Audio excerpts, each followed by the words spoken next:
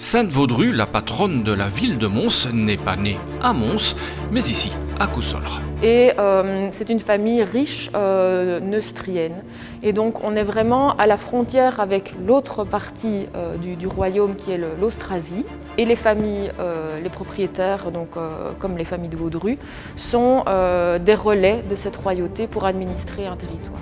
À la fin de sa vie, Vaudrue fonde un oratoire sur une petite colline surplombant la Haine, pour propager la foi chrétienne bien sûr, mais aussi pour contourner la loi salique en matière d'héritage. Donc, quand le père décède, on distribue et on répartit les richesses de la famille entre les héritiers mâles en séparant.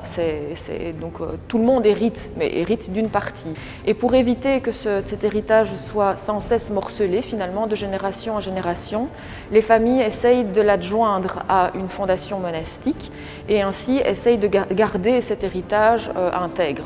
La mort de Vaudrue survient vers l'an 688.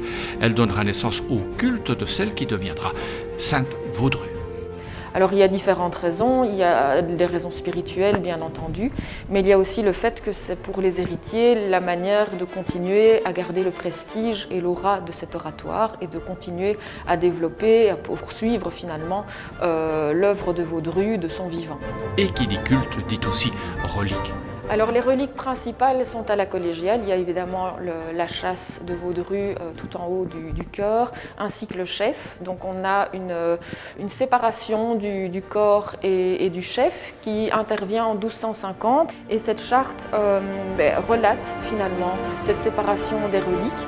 Alors pourquoi sépare-t-on le corps du chef? Pour avoir une plus grande proximité finalement avec ses reliques et pour pouvoir posséder deux reliquaires et avoir ainsi encore davantage de possibilités de les processionner.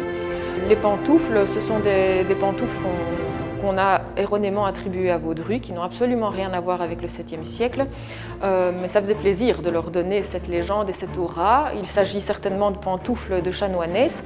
La grande ceinture qui date du XIIIe siècle, ici en soie avec des petites plaquettes émaillées sur lesquelles est inscrit le mot « Amor ». On raconte que c'était la ceinture de Vaudrue et que si on la portait sur le ventre des femmes devant accoucher, elles accouchaient sans douleur et sans problème.